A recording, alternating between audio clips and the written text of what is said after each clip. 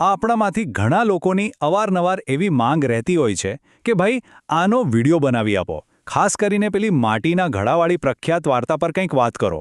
તો ચાલો આજે આપણે એ જ કરવાના છીએ. આજના આ રસપ્રદ વિશ્લેષણમાં આપ સૌનું સ્વાગત છે.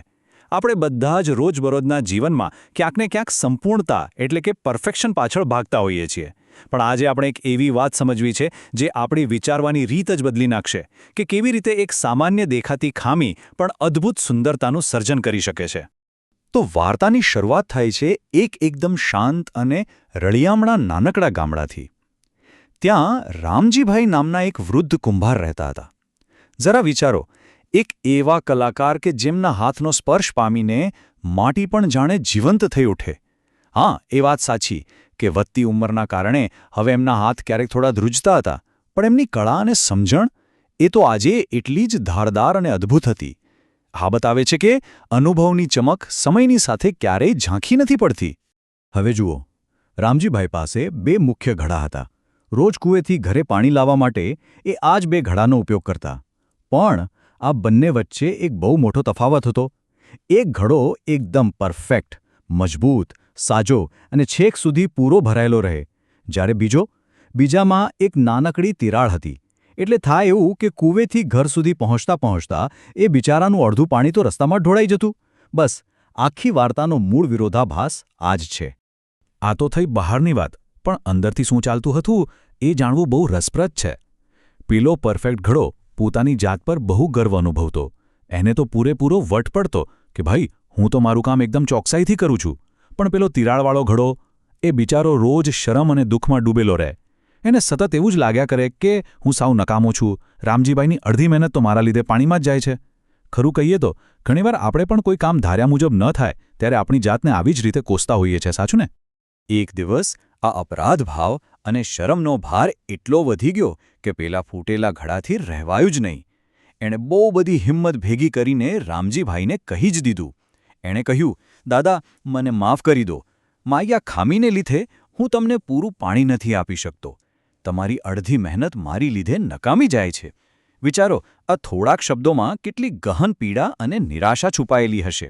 એણે જાણે પોતાની જાતને સાવ નકામી જ માની લીધી હતી. હવે અહીં એક બહુ જ મોટો અને રસપ્રદ સવાલ ઊભો થાય છે. રામજીભાઈએ આ નિરાશાનો શું જવાબ આપ્યો હશે?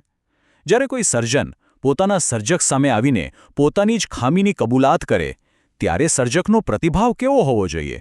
કોઈ સામાન્ય માણસ હોય તો કદાચ ગુસ્સો કરે અથવા તો એ ખામીવાળા ઘડાને ફેંકી જ દે. પણ શું એક અનુભવી અને સાચા કલાકારે આવું કર્યું હશે?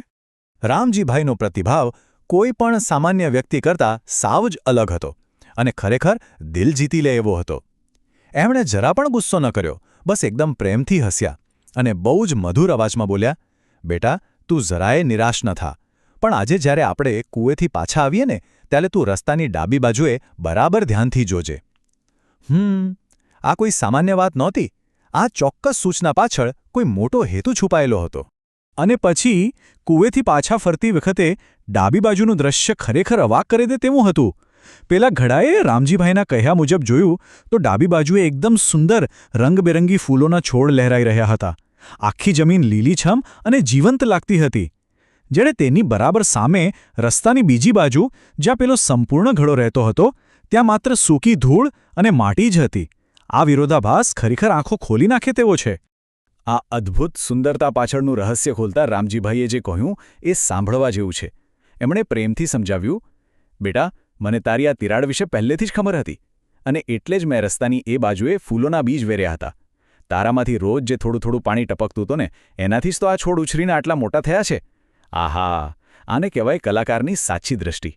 એમણે ખામીને માત્ર સ્વીકારી જ નહીં, પણ એનું એક સકારાત્મક શક્તિમાં રૂપાંતર કરી નાખ્યું. વાત ખાલી ફૂલો ઉગવા સુધી સીમિત નહોતી. રામજીભાઈએ આગળ જે કહ્યું એ તો એનાથી પણ વધુ ઊંડો અર્થ ધરાવે છે. એમણે કહ્યું કે આજે આ જ સુંદર ફૂલો ભગવાનના મંદિરમાં ચડે છે અને આખા રસ્તાને સુગંધથી ભરી દે છે. જો તું આવો ન હોત તો આ સુંદરતા ક્યારેય શક્ય જ ન બની હોત.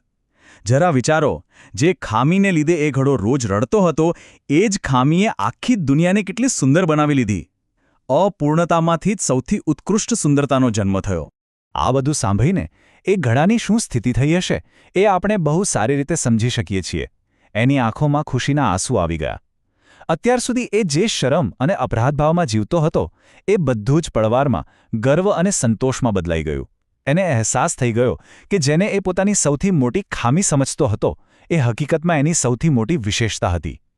એનું અસ્તિત્વ નકામું નહોતું, પણ કોઈના જીવનમાં સુગંધ ફેલાવવાનું કારણ હતું. આ આખી સુંદર કથાનું વિશ્લેષણ કરતા શિક્ષક મુકેશભાઈ એમ નીનામા આપણને બહુ જ મહત્વનો બોધ આપે છે. મુખ્ય સાર એ જ છે કે આપણા બધામાં કંઈક ને કંઈક ખામીઓ તો રહેલી જ છે. સંપૂર્ણતા તો માત્ર એક ભ્રમ છે.